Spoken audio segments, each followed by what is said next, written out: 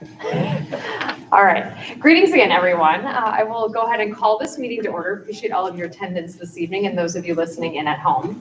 I will begin our meeting by establishing that we have a quorum, beginning with a roll call vote. Joe. Here. John. Here. Meredith. Here. Juan Carlos. Here. I am here as well, so we do have a quorum. John, has this meeting been properly noticed? It has. Thank you. Pass that to our second in charge. To help that we're centering our board work around our shared values and serving our students, we begin each of our board meetings by reading our district's equity framework and the Ho-Chunk land acknowledgement, which you can find at the top of our agenda. John, would you be willing to please read those aloud for us this evening? You know it. In the Verona Area School District, our mission is that each student will acquire the knowledge and skills necessary to achieve their personal goals, thrive in a diverse global society, and lead a healthy, self-fulfilling life.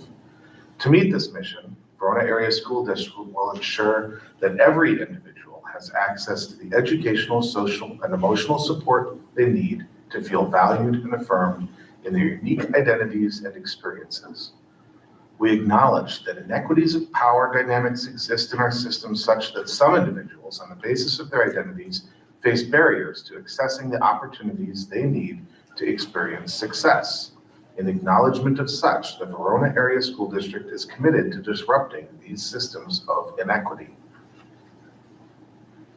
Land acknowledgement. And the land acknowledgement, said talk slow. With great pause. Our land acknowledgement. There are currently 12 tribal nations who call Wisconsin home, with the Ho-Chunk Nation being the primary group living around Madison. No matter where you are in the state, you are on the ancestral land of a tribal nation. As we begin our meeting, we honor the land upon which we stand. Thank you. Greetings, Corby. As we move along then, looking to adopt the agenda for the rest of this evening. Board members, if there are any questions or changes to the agenda, please speak up. Otherwise, I'll accept a motion to approve tonight's agenda as printed. So moved. Thank you, Joe. Is there a second? Second. Thank you, Juan Carlos. All those in favor of approving tonight's agenda as printed signify with aye. Aye. Any opposed? All right, the agenda has been approved. So we're moving on to a student recognition moment this evening, which you can tell I'm already grinning ear to ear because we love being able to start our board members with students' faces. And see, we needed all the board members here. So I'm going to turn it over to you, Dr. Clarity, to be able to start our celebration of a very honored and esteemed student in our district. Absolutely. So welcome, everybody. And as President Murphy has stated, it is always our honor to be able to recognize the amazing scholars in the Verona Area School District. And today it is our distinguished honors to recognize Shariah Bartlett on her scholarship award winning for the National Flight Academy. And we are duly honored that we also have the esteemed president of the 100 Black Men of Madison, Wisconsin, Dr. Floyd Rose, who will have some opening words to talk about the scholarship process and to give our full recognition to Shariah. Dr. Rose. Thank you. Shariah has been awarded the scholarship to attend the summer program at the National Flight Academy, sponsored by Delta Airlines and 100 Black Men of America.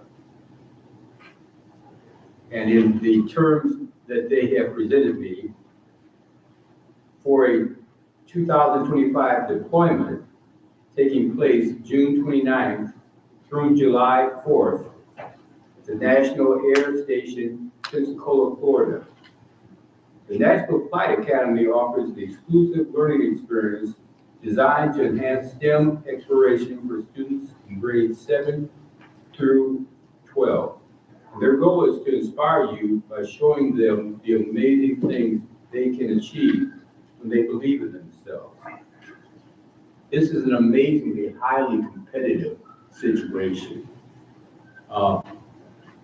It involves, for the 100 Black Men alone, 102 chapters, all larger than the 100 Black Men of Madison, of which, tongue-in-cheek, we just love.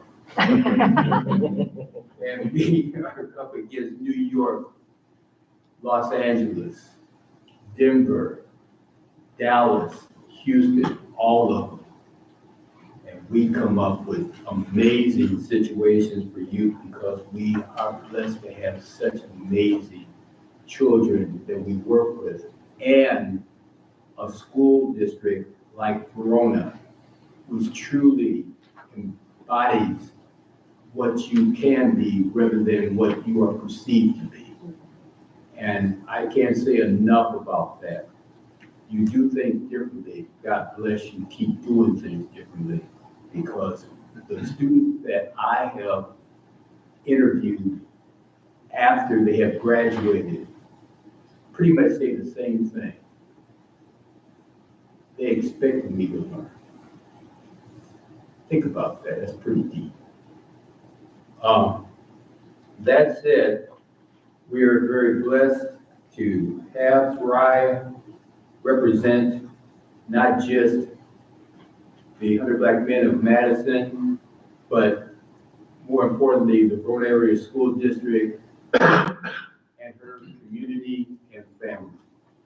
This is a touchstone moment that we hope will be replicated by those that will see Soraya and say, I can too, because that's half the battle. When you think you can, you usually can. Thank you. Thank you, Dr.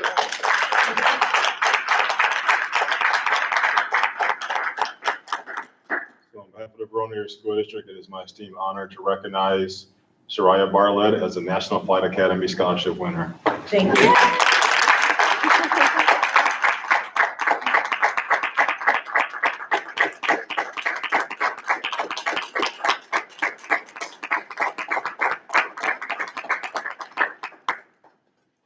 Congratulations, Soraya. Do you want to say anything? Here you are standing, I know, in front of this group of people, though we'd love to hear if you want to share anything. Thank you all again. I would like to thank God that I'm here today. And I brought my mom, Cheryl Kimmons, and my dad, Edward Barlow, with me, and my sister, Shariel Kimmons, my stepmom, Quisha Smith, and Princess Miles. Thank you. I'm proud of you. Thank you. And I would like to thank Dr. Clarity and Dr. Rose and Mr. Conti, even though he's not here. I'd like to thank you all for the opportunity that you guys gave me today. Thank you.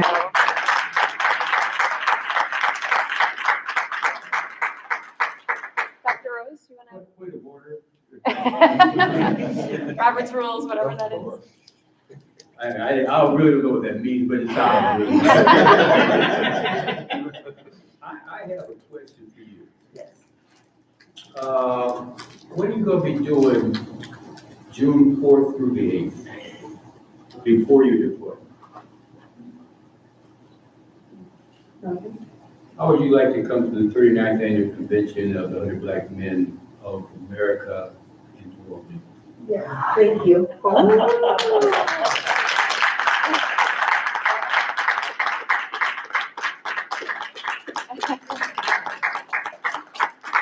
And so that somebody doesn't say, yo, who's paying for it?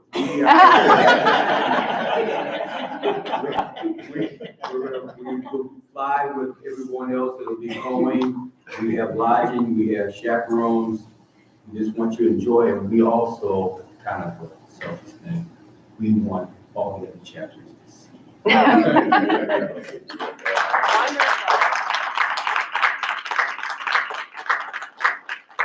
Soraya, we would love to hear after the fact if you want to send us a note or let us know how, I mean, yes, please do. It sounds exciting. And thank you to all of the family, friends, support team of Soraya. We appreciate you all being here this evening. Thank you so much. We'll And I send think it. it goes without saying, but we can speak for all of us that we are proud of you as well. Thank you. That's awesome.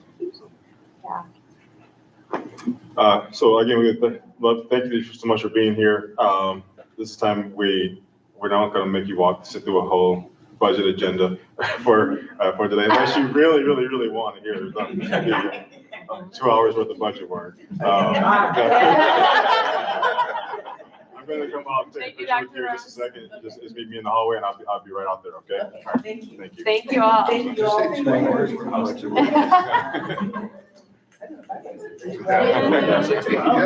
I like Chad, but I don't know. Let's just give us. Yeah, right. So moving along in our agenda, we're going to also have a staff recognition moment this week with Associate Principals Week. So again, Dr. Clarity, I'll turn it to you. Absolutely. So again, I really appreciate that our Board of Education is really, has an expectation that we honor our students and our staff to make sure that, beyond the weeks that are recognized nationally or around the state, that they know the appreciation that we have for their great work. So this week we have the honor of having the Associate Principals Week, where we have 8 assistant principals who function under their title and just their service to their building, service to the community. I think everyone can speak to their impact on our students, both academically and behaviorally, and they're just generally really great people as part of the Verona School District. So we'd like to recognize Sean Harris, David Van Dosteren, Tamara Suter, Michael Murphy, Kirsten Hogan, Paula Arango, Sheila Glass Thompson, and Sarah Ozonian for the Associate Principals Week. Get to our associate principals, Absolutely. a key part of our site teams. So we'll move along into the superintendent's report. I know our first piece is related to finance and operations. So we have Pete and Chad here. I believe that Dr. Claire, you're going to step out for a few moments. Yeah, so Chad will be in dual capacity Okay, here. sounds great. We are ready. Just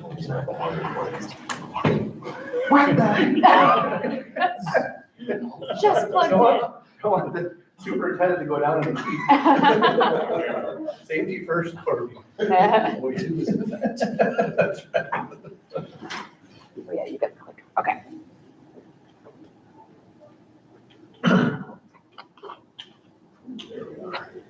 There we are. There we are. Hey, everyone. Greetings. We have a brief kind of 3-part budget update for you. Number 1, we're going to go through a progress update on where we're at with the 24-25 budget.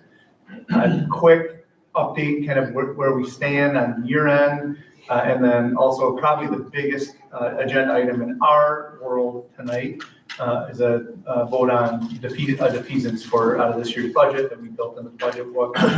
Pete and I will talk you through that. Second, we're going to go through a 25-26 budget update. Since the last time we saw the board, where we were guessing we had a $1.6-ish million budget deficit. We've made lots of great strides.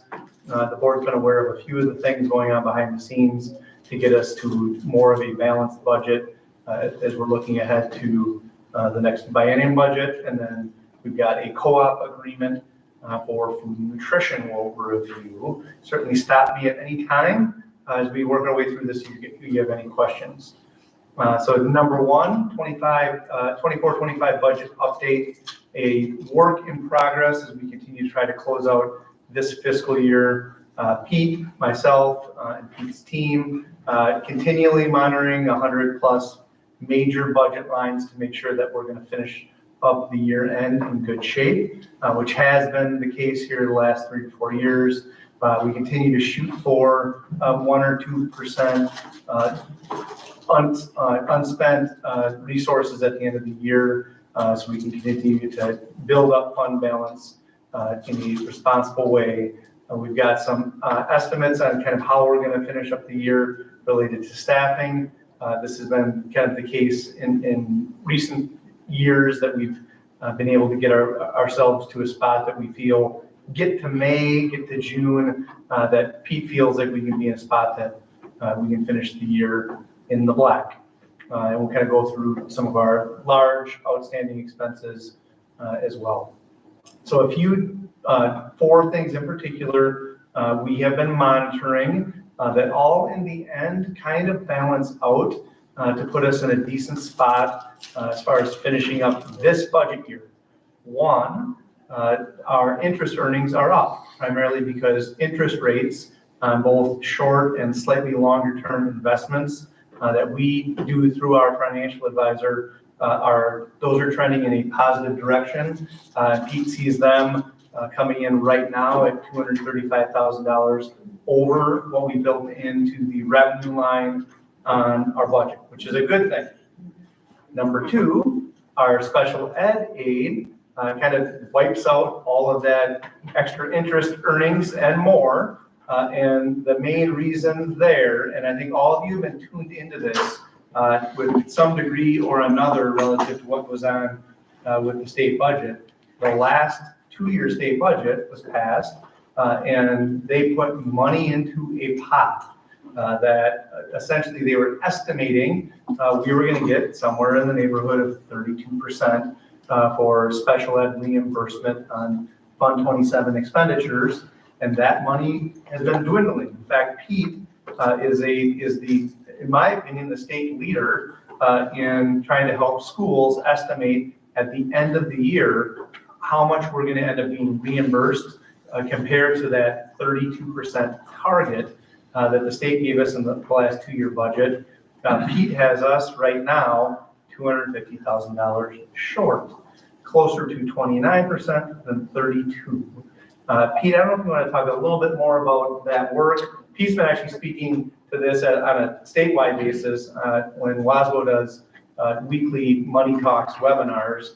WASBO brought him in a couple of times just kind of talk through how we're doing those calculations. Yeah, thanks, Chad. One of the things I wanted to say though is when the state did set up the budget, a couple years ago, they set it up with 33% is what their goal was. And last year, we ended up getting 32.4% reimbursement. So while I was setting up the budget for this year, I thought, well, let's be a little conservative. Let's go at about 32%, right? Well, I needed to go down a bit further because the way it's turning out is that although the statewide pot that Chad was talking about, which is about $570 million, that went up by about 3% this year. But the amount of expenses that the state has put in there has actually gone up by about 10%. So therefore, our percentage will go down a little bit. It's actually to the tune of about 30.3 is where I'm guesstimating where it's going to be. It's still not finalized yet. DPI has not put out a final number on this yet. And they won't do that until sometime in May or maybe even June. But when I saw how last year was 32.4% and I thought, let's do a little research on this and see if we can start guesstimating as to where we were going to be. So I think I might have been the first one who ended up doing this, and then WASBO caught wind of it, the Association of School Business Officials. So I've had numerous talks with their executive director about how we can start communicating this out with other districts, because I have a file where we look at every district in the state, where they are for what they have in their budget and where we think they're going to be. And there are some school districts that are millions of dollars short because of how they built their budget. Yeah. Can I make a quick comment on this? I don't mean to derail you. Absolutely. No, this is- John, you yeah, might have a question yeah. after that? Because this ties, Or a statement? Yeah, this ties back to the advocacy that we did with the Wisconsin Association of School Boards at the Capitol as they're beginning to, and it's especially important for members of the community as they're starting to roll out, those statewide budget hearings.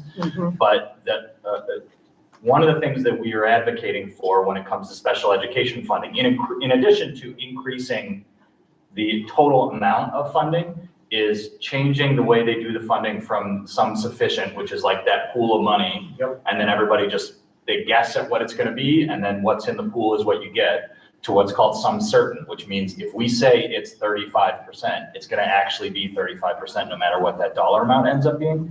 And I think just for the reason we're talking about, that we find ourselves, however far we are through the year, talking about $250,000 less than what we budgeted, and we budgeted even less than what the state said we were going to be getting. So, Well said. So I was gonna ask, you said, the state put more money into it, but then there are more expenses into it? Can you elaborate on like what those expenses are at the state level? The expenses that we're talking about here are for special education teachers, for anyone who has a special ed license, and maybe Rochelle will probably be able to explain this a little bit better than I would, but it's for like our cross-categorical teachers and our learning disability teachers. They have to have a special ed license, and we're able to recoup, well, it's supposed to be 33% of what we pay them in salary. It turns out that it's a little bit less. The statewide, the dollar amount on that is about $1.9 billion is what all of the school districts are spending in the state on this right now. And like I said, there's about $574 million in the aid pot that they are going to be allocating out. John, I think it's a factor, there are some benefits to a 2-year state budget, that there are some knowns that once we get past this fall, we'll have a much better idea of where we're gonna be for 2 years. But the state took a guess, yep, it's gonna go up 3% in year 2, and then inflation was much higher than they thought when they built the budget, and all it takes is paying staff more or having more staff, and all of a sudden, their 3% guess, to Pete's point, was 7% off, and that money's already set aside, and all they do is everyone submits their claims in terms of Fund 27 spending, and then they redisperse it as evenly as they can, and that percentage goes down when they guess wrong. So that's how they ended up here. And that's Joe's point around some solution. If you're sitting on a multi-billion-dollar fund balance, set it where you think it's gonna be and then pay it out.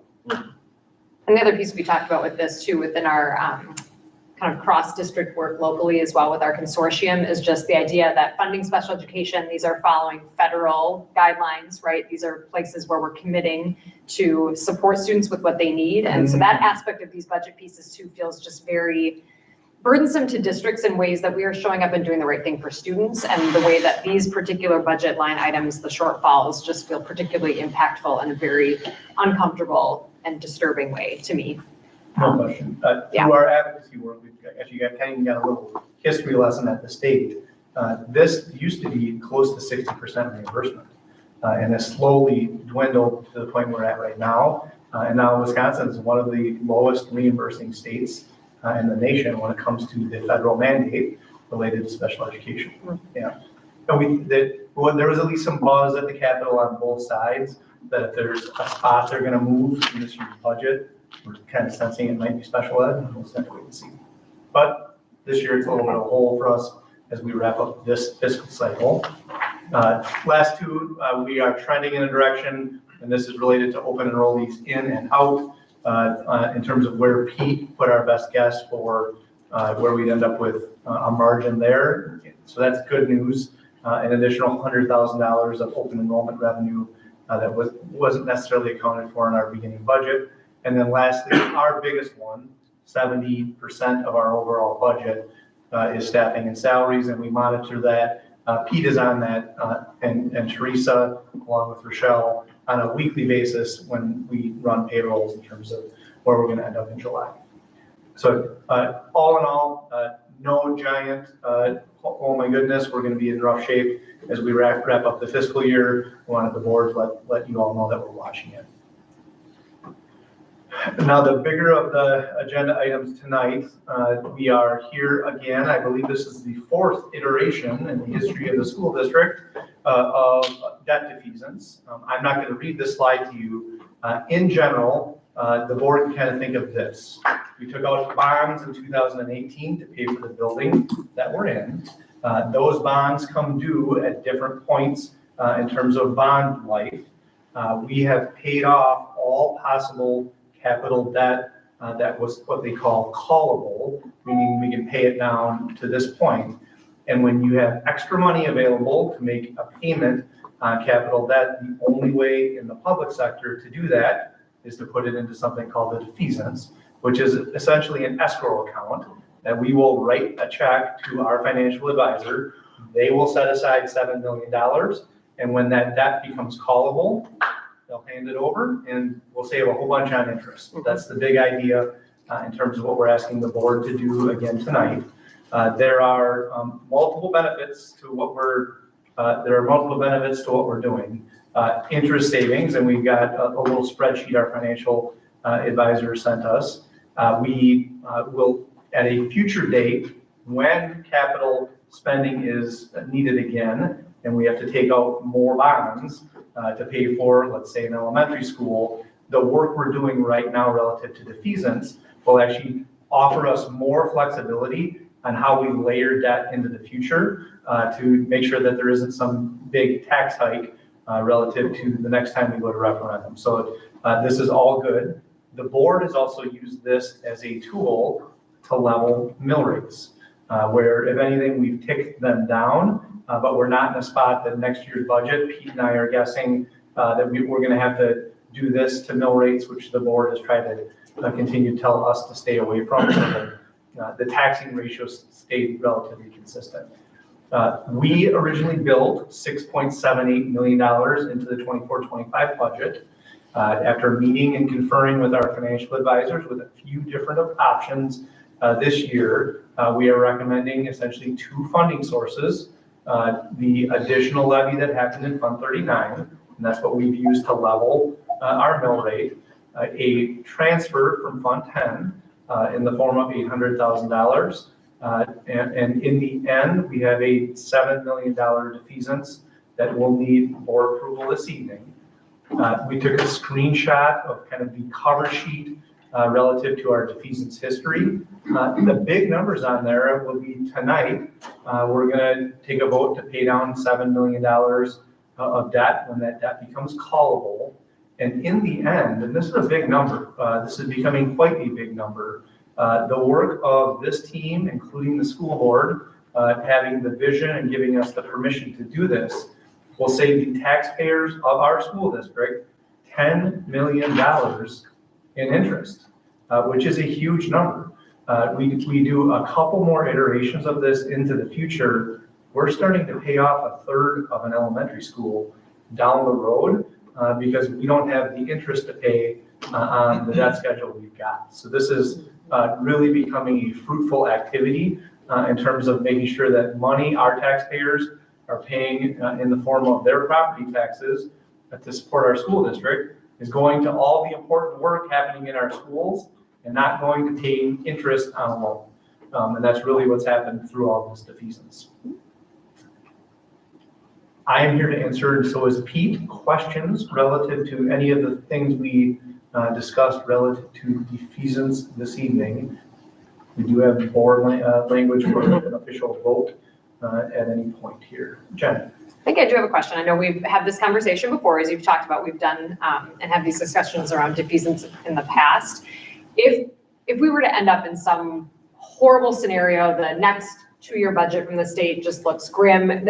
Basically, the quick question is, any money that we've committed to defeasance, do we have the option to yank back if we decide, oh my, we actually don't quite have that $7 million to put in defeasance this time, we'd like to just snag back a small bit to help us?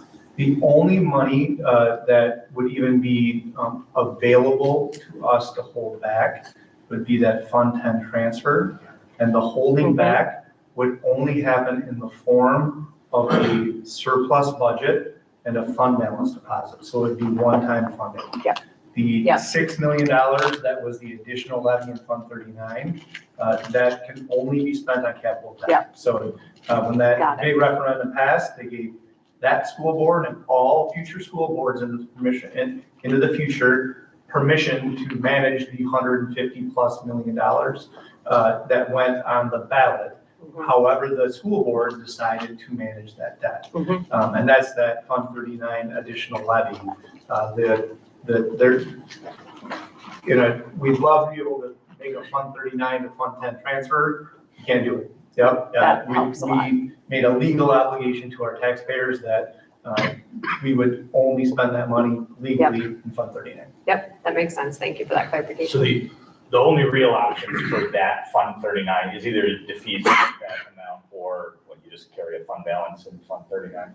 Yep, and you can carry a small fund balance in Fund 39, but DPI will start to ask questions if you're carrying over significant fund balance in Fund 39, essentially taxing without a purpose. So it's the reason you did it. Most of the time it would defeat us. Or a couple. So, sorry, this, I don't usually get this interested in things. But I love saving money on interest in particular. But I'm noticing here, and I wonder why this is the case, that the percentage, the savings, the debt savings, service savings column, the percentage of that related to the amount applied to prepayment actually goes down.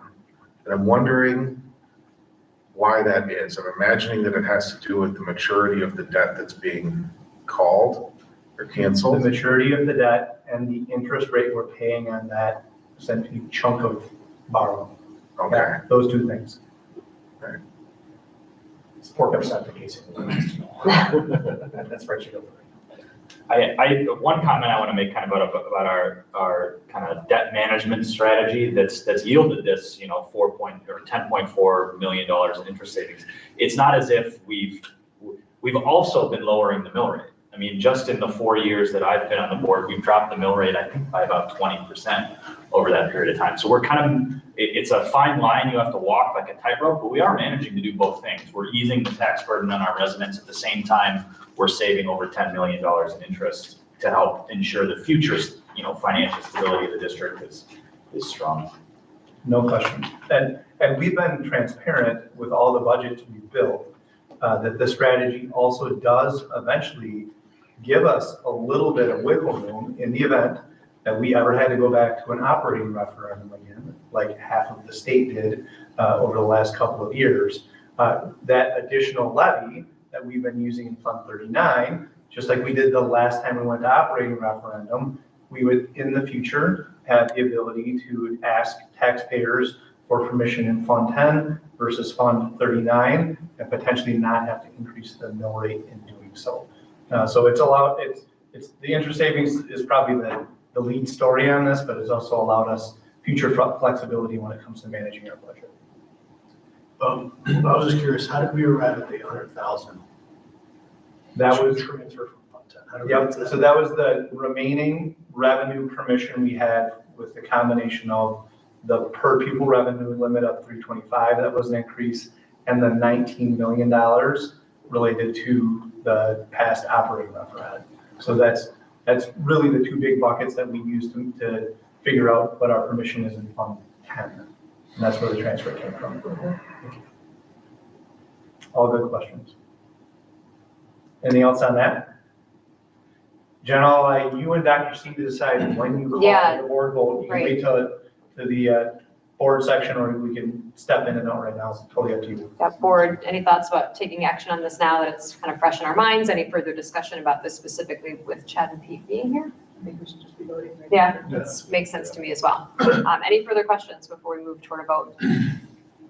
Okay, and you can see in your slides, we do have a resolution being offered, right, a proposal from the district. So I would accept a motion to approve the resolution authorizing the transfer of funds, the establishment of an escrow account with respect to and the defeasance of certain of the general obligation corporate purpose bonds, Series 2018, dated November 19th, 2018.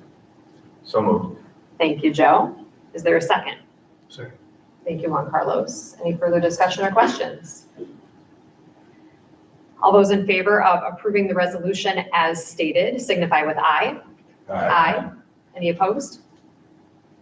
All right, resolution is passed. Thank you. Perfect, thank you.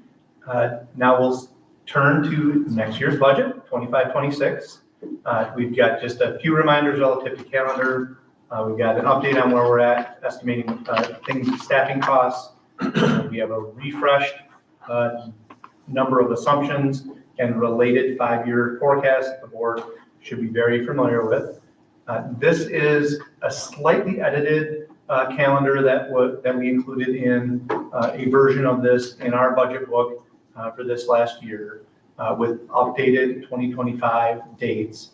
A couple of things I want to make sure I call out on here, primarily two things that are kind of running into each other relative to the fall here. So if you look a third of the way down there, it says from anywhere from July to September of 2025, we're expecting to have the state finalize their biennial budget.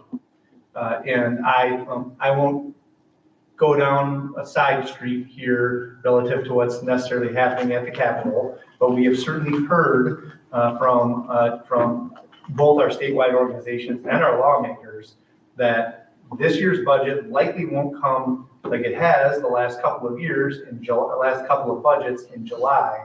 It could be stretched out longer. There's some things going on in the Supreme Court that may stretch this out. And there is a chance that this stretches out into August or even September before the state calls a vote, gets it on Governor Evers' desk, and the thing's finalized, which can be slightly problematic as we work our way into the fall. I just want to give the board a heads up.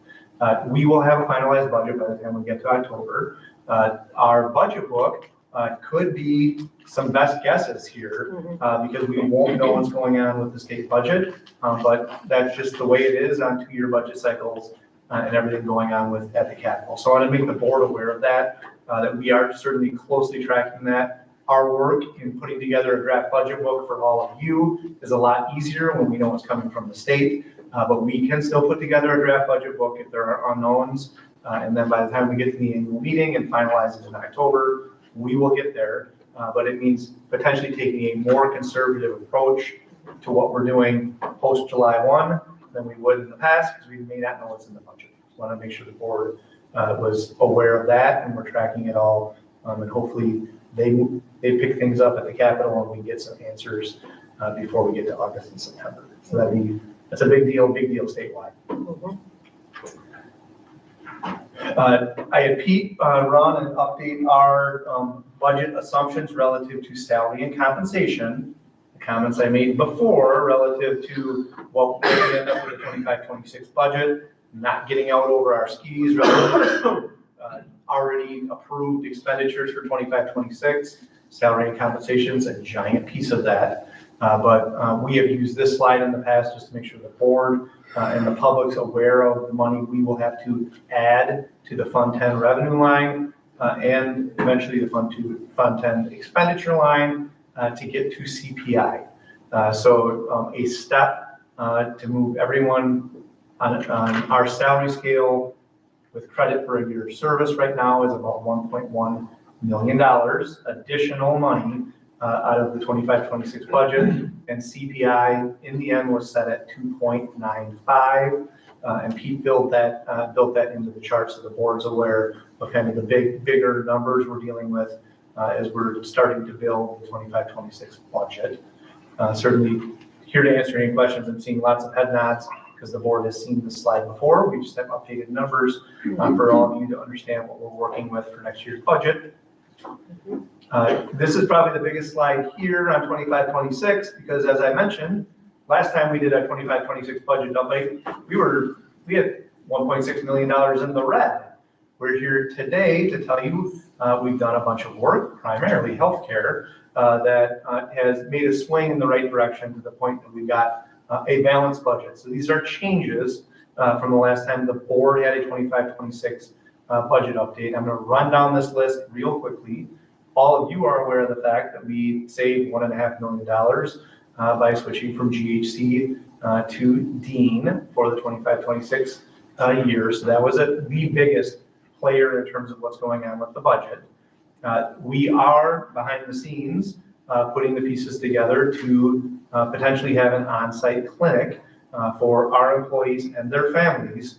And there's some planning. Michelle and I have a standing meeting Mondays. We just had another one today. That's on track. None of that happens without school board permission. We would bring it to you in the form of a formal presentation and a board vote when the whole package is put together. Right now, we're working on contract language, location, kind of some stipulations relative to the type of staffing we'd like to see, which employees, even potentially uninsured, at least by the district, potentially could have access to that. So all of those pieces are going on behind the scenes. We'll have a full-scale presentation for the board when that is fully put together. But right now, we're putting a $700,000 placeholder in our budget. So the board understands the employees that work at the on-site clinic, we essentially pay Dean to pay them. But then in the end, a physician's assistant or a nurse, a front desk person, a mental health provider would be all things that we would pay Dean to have them employed. But in the end, every time an employee of the school district goes to the on-site clinic, it does not hit the books with our cost for Dean. So what has happened in many other school districts is if there's high utilization for that on-site clinic, none of that hits the books at the kind of the year-end update that Dean will give us in terms of how we're running. If the board's seen updates before from Rochelle, kind of want to be running at 90% or below. And this will be a big help for that. And it's going to be an amazing convenience for our employees. So more to come with the on-site clinic, but we've had Pete build it into the budget as a likely expense. Here to answer questions if you have any of those tonight. Small tweak on what we did with CPI. The board saw before, we had 3% in the last budget update. Now it's official, it's 295, slight savings there. We did make some adjustments as far as staffing. We'll be down about 5.5 or 6 FTE, either through retirements or staffing reductions. And Pete and I have been behind the scenes working on a few Fund 10 adjustments. There are a few things we're charging to different funds for next year to free up some more money there. We will have an SRO contract built into the 25-26 budget and a few other things that have been changed budget lines.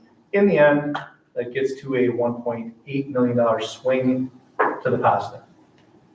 That was a lot. I went fairly quickly. Questions on anything on there, but these were the big changes we made since the last time we updated the board on this work. Look forward to the on-site clinic further discussion. I think we've talked about other intangibles, like you're talking about, of cost savings to the district, right? Of sub costs when folks have to travel toward doctor. I mean, right, there's so many layers that we've kind of dabbled in. So I look forward to that further discussion, even for the sake of the community, to understand the investment piece and the potential payback to the district. And then with the staffing reductions, is it fair to say, so for example, if someone retires, we don't fill that FTE, but obviously, right, there may be shifting with existing FTE amounts that we have. Exactly right. Yeah, we scrutinized every opening we had all spring and found about 5.5 positions that we ended up not filling. But we feel like we're in an amazing spot staffing wise. But the board was aware of this. We had a handful more students than we had the prior year, and we were in a position that we could just get efficient, and we needed to. And also just wanted to put into the space, mindset wise, was to really have an eye on positions that are farthest removed from the classroom mindset when we're doing this. So we're talking about positions like that have a lesser impact on direct instruction with our students. Okay. Thanks, Dr. Seuss. My question was like, how would that impact student-teacher ratios? Anything else like SEA counts that, I know schools are relying on? Yeah, our classroom ratio should be almost identical to what they were last year. So we feel like we're in a really good place as far as staffing. This is a little screenshot out of Pete's magic spreadsheet in terms of some changes to our assumptions since the last time the board saw us. Really, the three big ones we just mentioned, this is just in a different format. And lastly, this has kind of been our go-to one-sheet snapshot that has a whole bunch of information, but we kind of boxed out two main things. That mill rate that Joe kind of spoke to before. At this point, we've got it pegged at 1095. We don't have a state budget yet, so this is the best guess we've got. We do have a balanced budget for 2026, and we'll have, if all those numbers and assumptions hold true, which they won't, we would have a budget surplus of $138,000 for 26. But 27, if all of our assumptions hold true, inflation, property value, how many students we have, how many, what we get per pupil, we might be looking at another red budget that we'd have to work our way through. It's too early right now for us to do anything with 2027 until the biennial budget's passed. But this is much better news than we've had the last time we updated the school board. And we're relatively confident we'll be able to present a balanced budget to you when we hear from the state.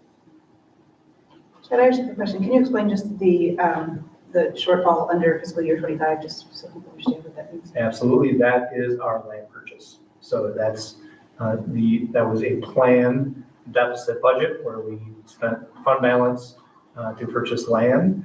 So the board and the community can essentially think that we still have a fund balance. Now it's in the form of an asset that is property instead of cash. So that's the property we purchased it. So it's not a shortfall to the Right. budget, it's I think when the fund balance is underneath, it almost looks like. Yeah, those two things went lockstep, as you can see. That's a great Our fund balance took a hit, but we ended up with a valuable asset. We had a very healthy fund balance. We did, yep. And that was an amazingly appropriate use of fund balance for us to spend one-time money on. Good question, Meredith. Any others? As we're looking at things being just really predictable right now financially, how are we kind of shoring up for the possible upheaval of the future? Well, I think the work we're doing relative to managing debt and flattening the mill rate, it puts us in a unique position that in the event that the state budget bombed out, and we had to have real discussions with the community and the school board to ask for extra permission from our voters, the work we've done on leveling the mill rate, widening a little gap with a little bit of extra levy on Fund 39. To me, we are as well positioned as any school district in the state to weather a bad budget. We've got slightly growing enrollment. We've had that extra levy built into Fund 39, and we've reduced our staffing even this year, where we've kind of proven to folks that we can get efficient when we need to, and we try to do it every year. To me, that's really our kind of ace up the sleeve, so to speak, in the event that the budget really bombs out. I think just knowing, for our community to know that there's been a lot of proactive work, that we're assuming things that are going to be straightforward and go well. However, it's not, the plan is also the rainy day plan. There's a lot of assumptions that you need to put into creating this budget. And I think especially as we see some uncertainty in the markets at this point, knowing that we have been positioning ourselves financially for years to be in a good place is important to reiterate. Meredith, I think even the work that went into our healthcare renewal is an example of that. The easy and almost lazy work there would have been, all right, GHC, let's roll another 3 years. Oops, sorry, taxpayers of Verona, we have to go back to an operating referendum and not do the hard work relative to pulling $1.5 million out of our budget. And our employees have to go through the headache relative to changing healthcare providers. But we also owe it to our taxpayers to do that very hard work in the event that we ever would have to go back and ask relative to operating. And to that point, I think it's also just important just to reiterate that we're looking at mill rates that are decreasing each year. So it's not just doing the hard work for the district to make sure, we're also keeping an eye on the taxpayers and recognizing that this is a huge hit to our taxpayers if there is a financial uncertainty in the future, that we are keeping that in mind and hoping to offset the burden on our taxpayers as well. No question. Anything else at 25, 26? More to come. This is the best Thank guess you. at this point. Yeah.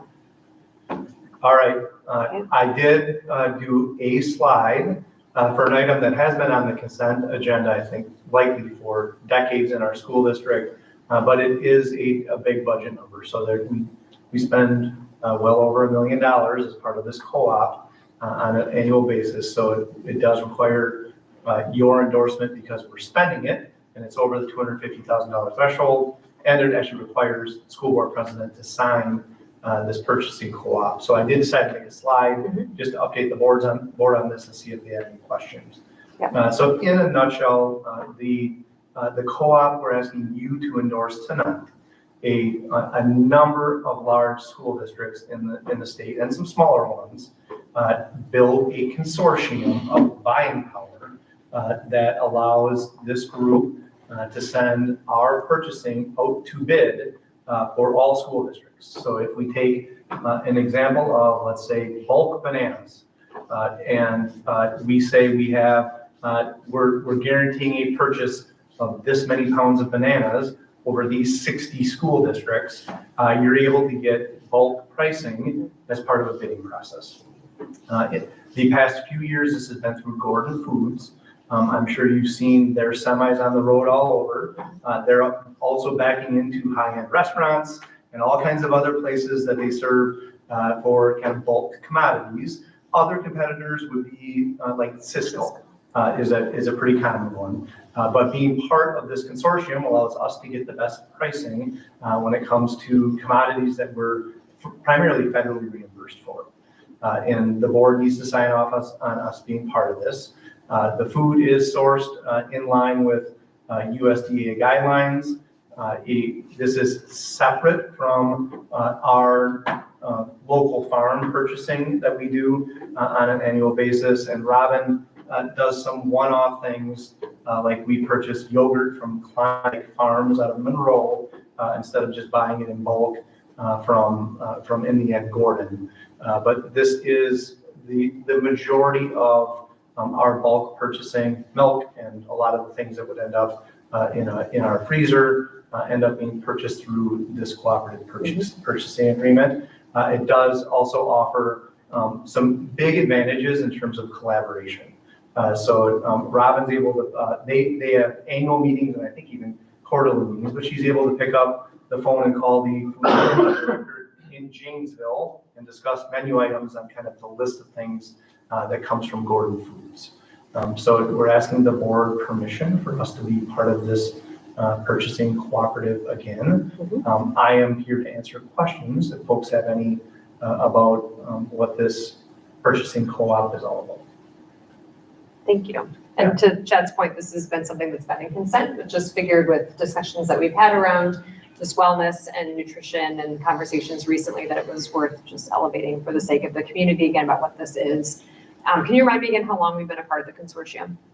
A version of this for decades. Okay, that's what I thought, that it's Yes. really long-standing. Gone on forever. Yeah. For sure, as long as, I see Meredith nodding. I think Meredith, you probably been going Yeah, on as yeah. long as you remember the school board. Yep. Yeah, Yeah, so I- thank you I- for just giving us, again, the once over as newer-ish board members to the decades of this consortium and agreement. I enjoyed nerding out about this, actually. It seems super advantageous. I was wondering, like, do they usually, do they RFP and compare Gordon, Cisco, and other providers, or have we just gone to Gordon?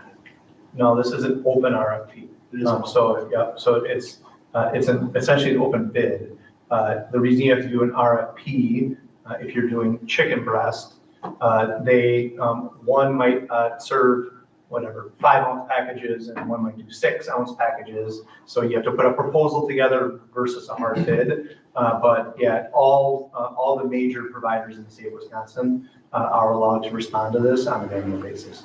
No, I was just wondering, because there are a lot of advantages. Has Robin ever mentioned any disadvantages to the co-op agreement or anything that's happened in decades past where, I know sometimes with this pooling of resources where you get the economic benefit, sometimes the number of members can create maybe not ideal outcomes for specific schools. Is that something we're concerned about? Anything you've experienced like that in the past? Yeah, Robin said the only time this went sideways was COVID.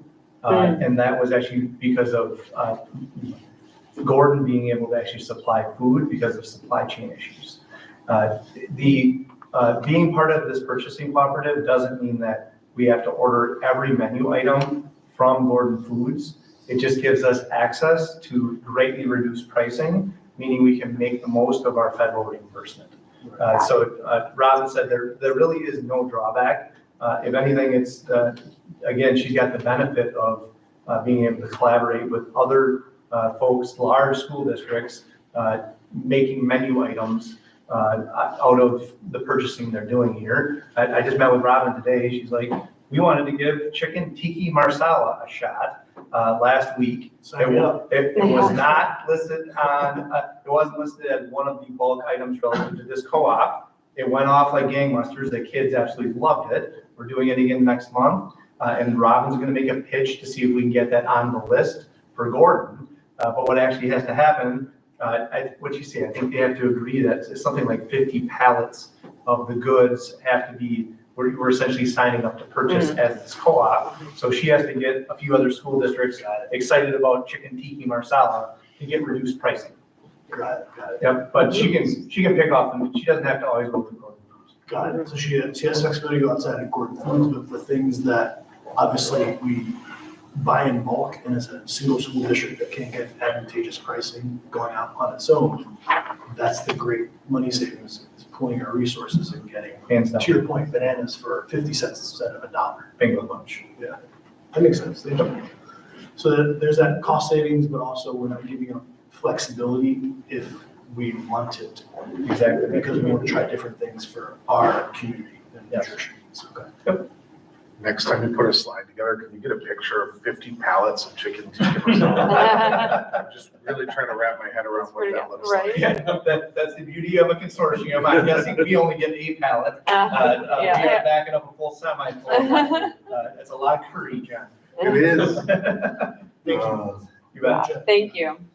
So board members, this is still in terms of for voting, it's still in consent, but again, we just wanted to have the kind of pull out conversation. So thank you again for the time and voice to all those pieces, team. Absolutely. Chad, Good to see everybody. Good to see you all too. Thanks, Jeff. Dr. C, I'll hand it back to you. All right, so.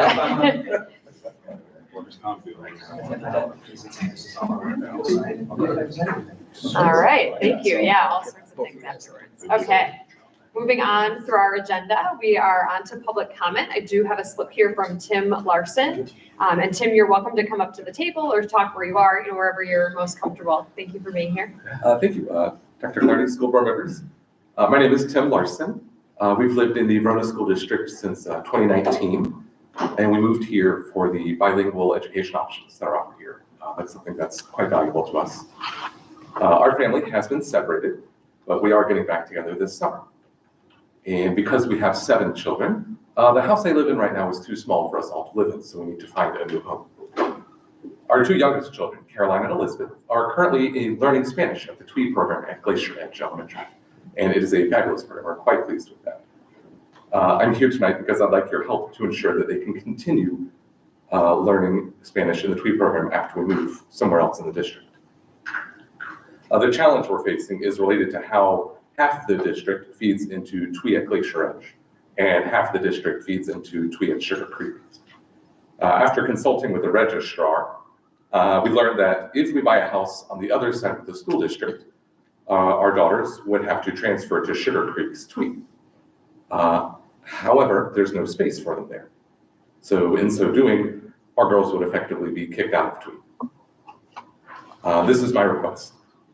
In the event that we do buy a house that feeds into Sugar Creek's TWE program, I ask that our daughters be allowed to continue attending at Glacier Edge TWE until there is space for them at the Sugar Creek TWE.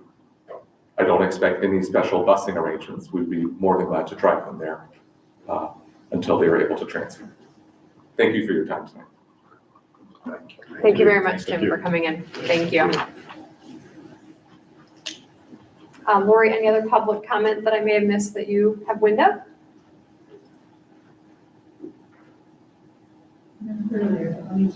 Okay, I didn't see anything over email either, but just thought I would confirm with you.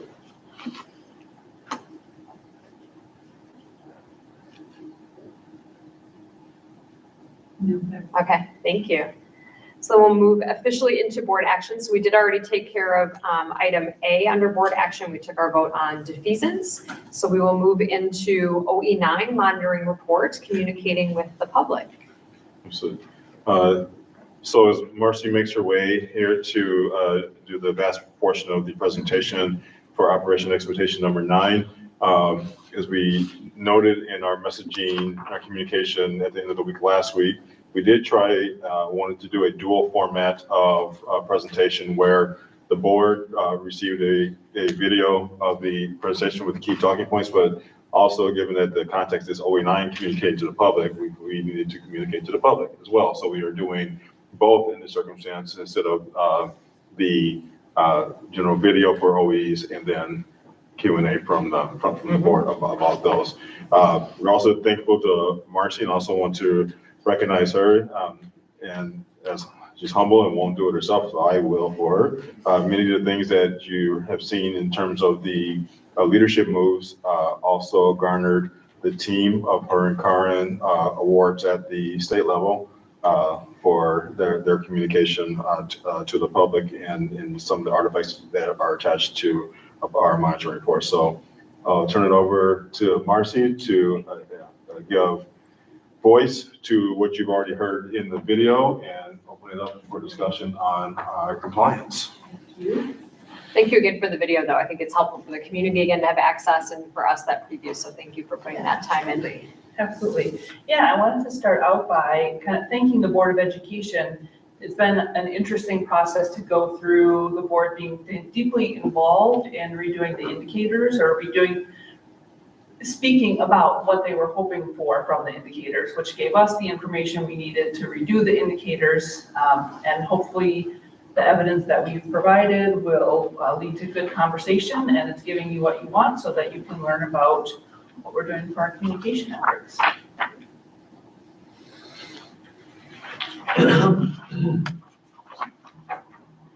In terms of the indicators for communicating with public, we start with indicator 1, which holds that the district provides VASD families the opportunity to take parent, caregiver, careholder experience survey. That includes feedback on communication and develops a plan of action that incorporates data gathered from the survey as necessary. As part of VASD's continued efforts to understand the experiences of students, families, and staff, we invited everyone to complete the survey. And based on previous feedback, this year's survey was shorter. It had more opportunities for open-ended questions, and it gave folks the opportunity to respond to questions about their personal experiences rather than asking them about their perception of the experience of others. So families and students took the survey in December and staff completed it in January. We had 4,214 responses overall, and 420 of those were from parents and caregivers. If I could quickly add on to the key point that Marcy just made, we did do some test runs with our family advisory in terms of what some of the questions would look like and make sure they were in alignment with board expectations as well as what the survey provider could produce. We also cross-reference those with our student advisory as well as our staff advisor as well. So while this is specifically talking about parent and community survey, before we produced a new survey for the board and to our community, those are some of the venues in which we kind of, I would say, tested it out to make sure that we had the proper questions. Absolutely. And then the first part of the presentation will focus on the survey results. And then we'll talk about the leadership moves related to that toward the end after we talk about all of the indicators. So this slide shows total family and parent survey respondents by year. And we saw a tiny bump up this year with the new survey, and we hope that we can get the word out about that and continue to encourage families to participate in future years. And these next two slides show respondents by year and school. And again, you'll see that at 7 of 10 of our schools this year, we had a slight increase, mirroring the trend, the overall trend as well. And you can see that the number of responses kind of roughly correlates with the size of the school as well.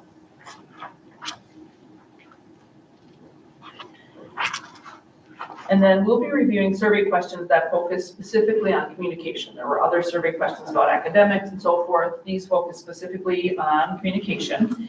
And because this is a new survey, we'll have year-by-year comparative data starting next year. So this year we just have 1 year of data.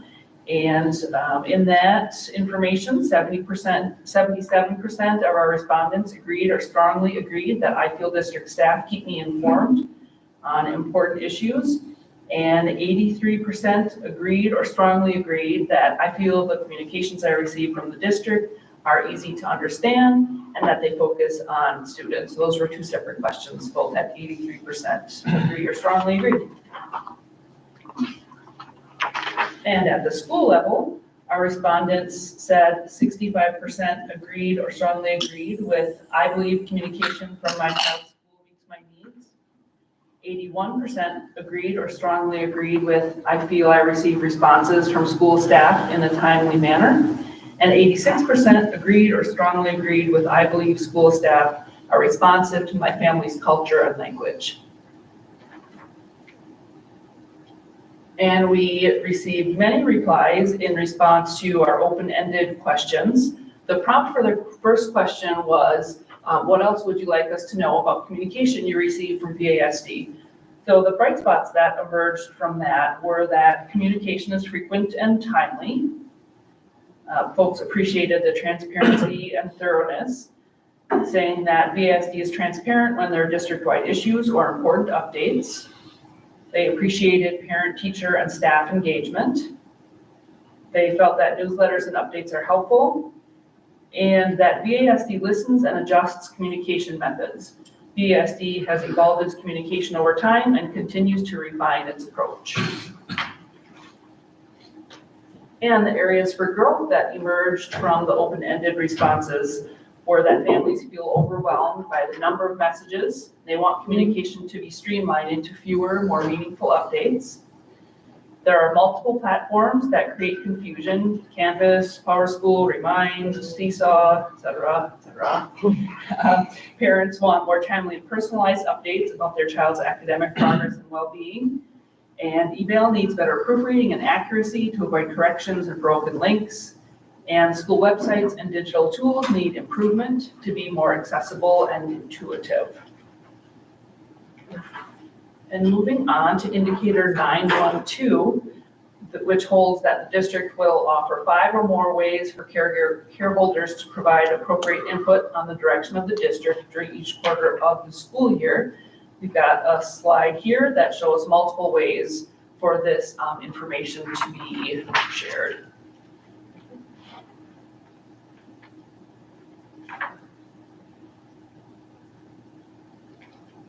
And indicator 913, you're about to learn more about social media analytics than you may have ever wanted to, so buckle in. We are looking for evidence of compliance that the district will maintain an effective online presence.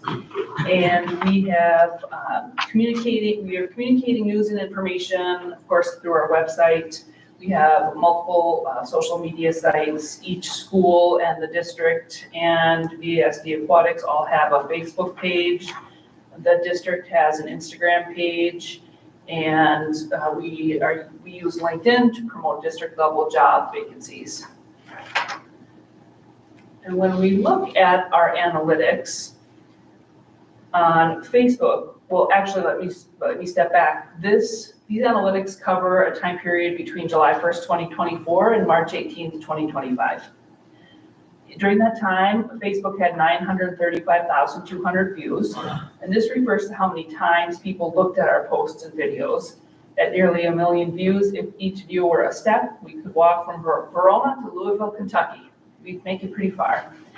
And then for reach, we had 131,800. And the entire population of Verona and Fitchburg is a little over 48,000, and we're reaching about 2.7 times more than that.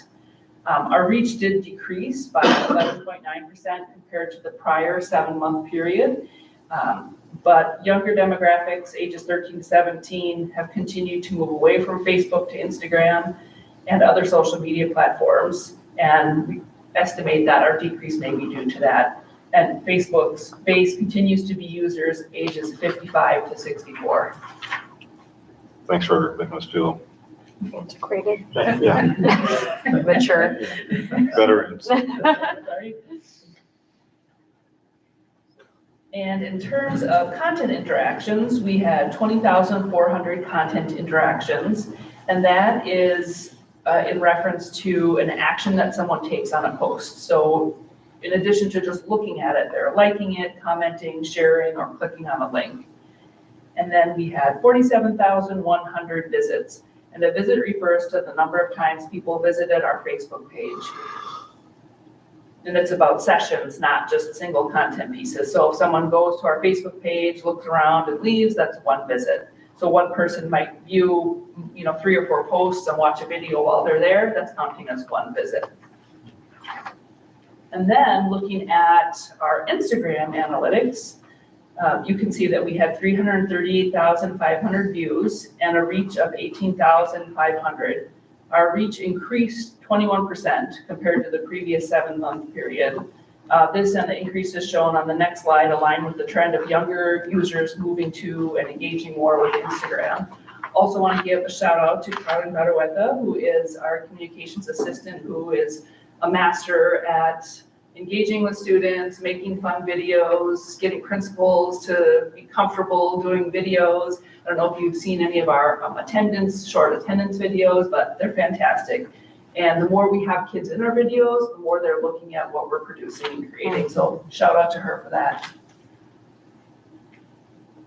And also on Instagram, we had 18,300 content interactions and 10,000 visits. Our content interactions were up by 100%, while visits were up 28.5% compared to the previous 7-month period. And then looking at indicator 914, that holds that the district regularly disseminates relevant news to families and other community groups. So this slide before you shows a list of the ways that we work to get information out to people.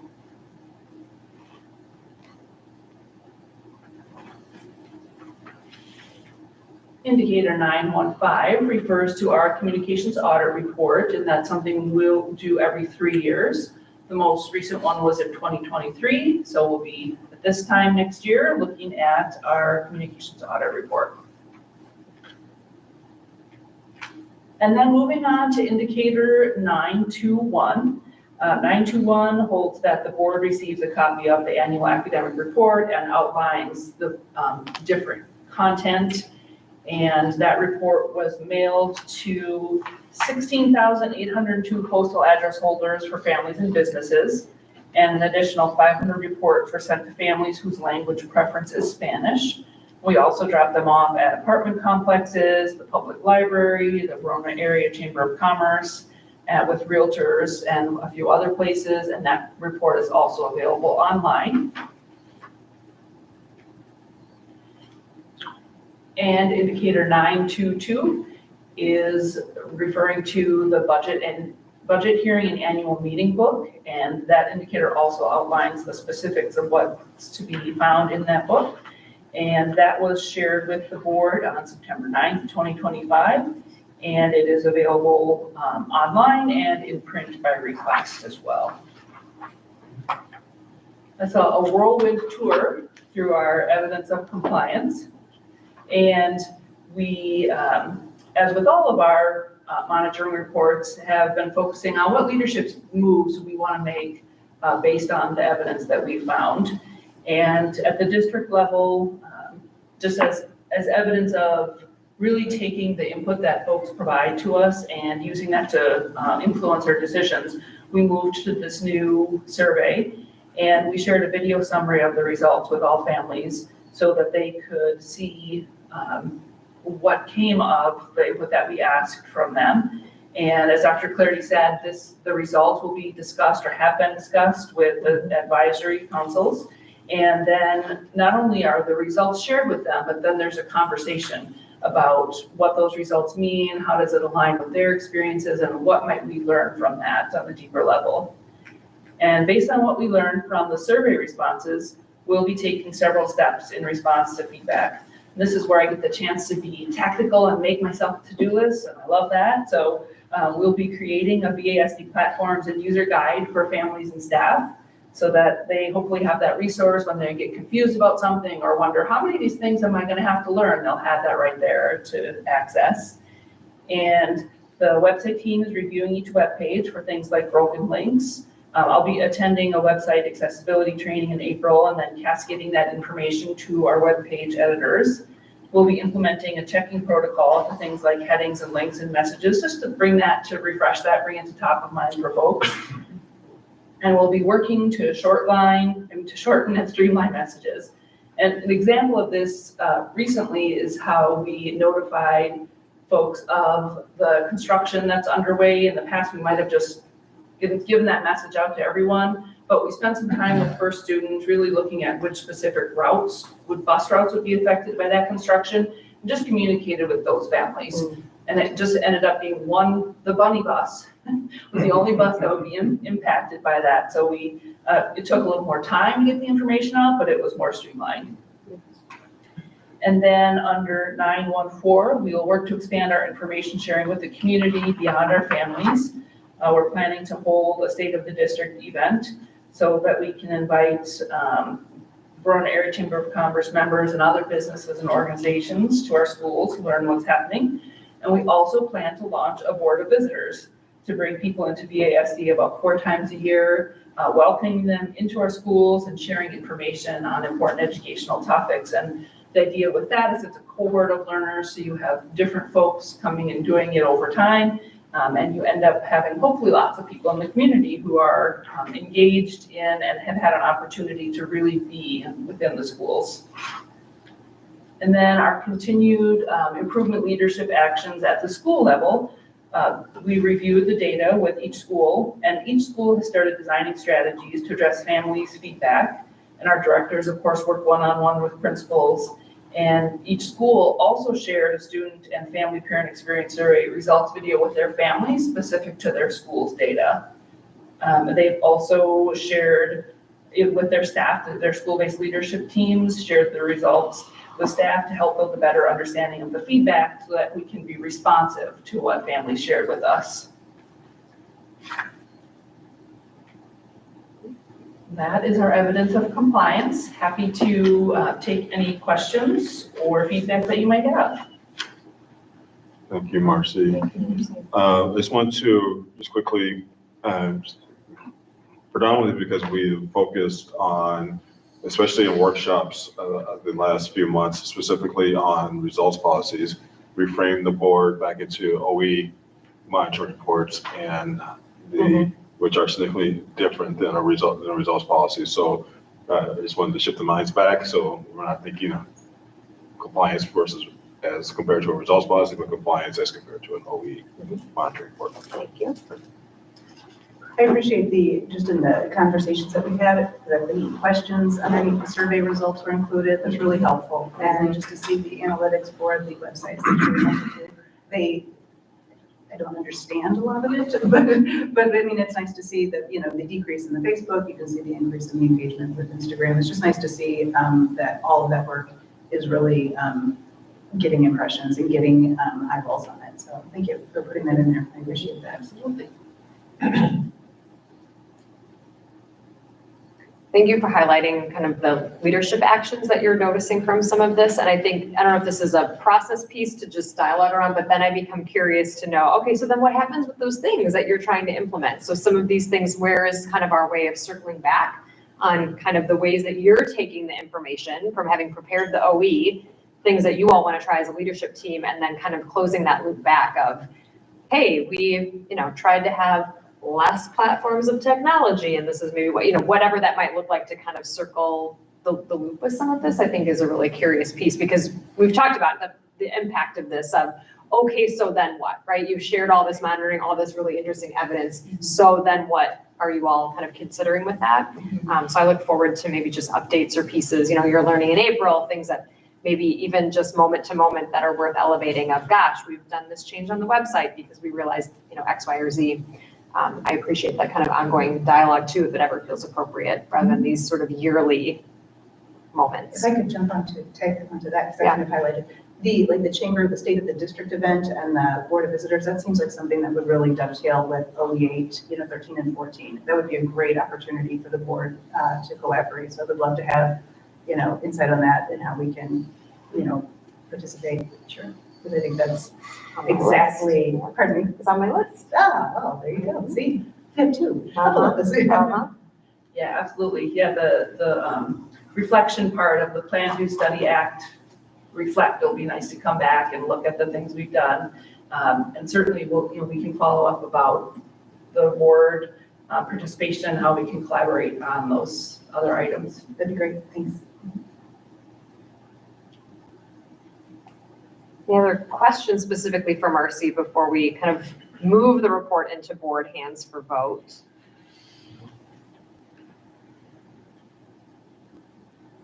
Okay, so just by process, board members have received and discussed the superintendent's monitoring report for OE9. I will now accept a motion to accept and approve the report as presented for any further discussion as to whether or not the OE is in compliance. Is there a motion? So moved. Thank you, Meredith. Is there a second?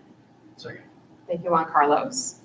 Any other further discussion now then among board members in terms of the board or the presentation for this OE being deemed in compliance? Thank you, Marcy. Welcome. Great work by you and your team. A lot of lessons. Award-winning work. Yes, thank you.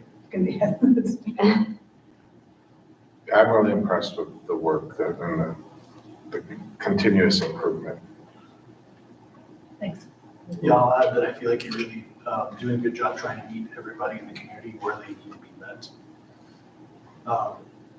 So I hope that everybody feels that way, but circling back on some of these things helps us share with the community, or helps us share with everybody that, you know, we are listening to this feedback and putting it into action. And there's things that I've experienced individually, but I'd love to hear everybody else's experience that I know are having better experience continuously, having better experience with the communications. Thank you. My only question is, can we put a diacritic mark above soup in the loop of the soup to indicate the long vowel, particularly in the wrong, I'm all So we about don't marking things up. so we don't read it as sup? Right. I'm sorry. Suppy? I have to give up to that. Yeah. I talk for hours. Yeah, right. The E is the start of another syllable. Okay. All right, there's a motion by Meredith and a second by Juan Carlos. Okay, and so I'm repeating all of those things. And so let's take a vote. All those in favor of approving the OE9 report as presented as being in compliance signify with aye. Aye. Any opposed? All right, OE9 is approved. Thank you again for your work and your time. Moving through our agenda into board updates. So Meredith, thank you for surfacing a couple of OE8 kind of pieces that we can circle back to related to board communication and collaboration with the district. Anything else from board members related to OE8 or just any general board updates? Yes, I have one. Yes, please. My fraternity, the great Omega Psi Phi Fraternity Incorporated, hosted its Talent Hunt event. It's one of our mandated programs.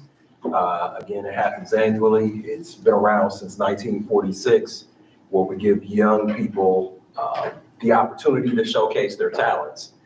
This year it was held at Madison East High School. We had some amazing contestants, and Verona was well represented, as the winner was Michaela Kirch, MJ. Won first place for her, I say spoken word. She would say it's a poem, but to me it was more like spoken word, the way she delivered the masterpiece called The Classroom, where she talked about being what it's like to be a Black student at Verona High School. And it just moved the entire building was at a standstill. Everybody's jaw was on the floor. We were just like, wow. And Jaden McDowell, if you guys don't know Jaden, who's also a student here at Verona, did some hip hop. It's the first year or second year that our fraternity has allowed hip hop as part of this competition.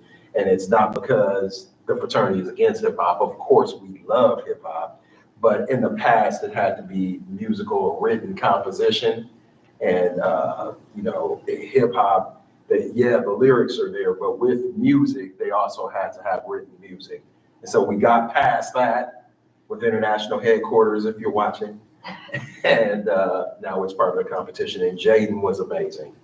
But I was so proud of all of our young people. We had singers, dancers, poets, digital art. It was just incredible. It's amazing. Thank you for sharing.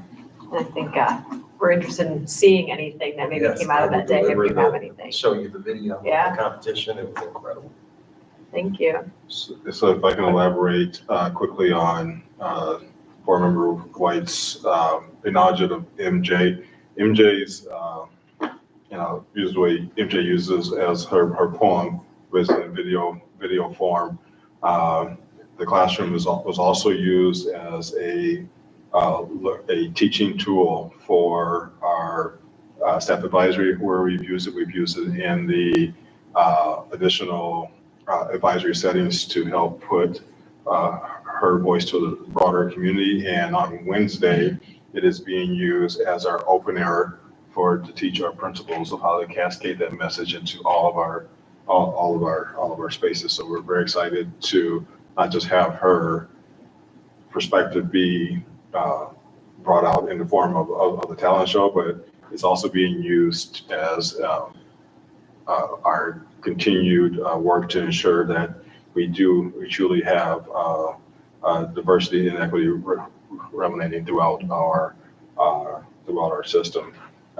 We've also, and she's given us permission to do all of this. We're excited that as far as our onboarding of new staff through human resources, we'll be using that for the perspective of student experience for our onboarding processes as well in the fall. So I almost feel like royalties. Yeah, royalties are out there, But super grateful that she's willing to.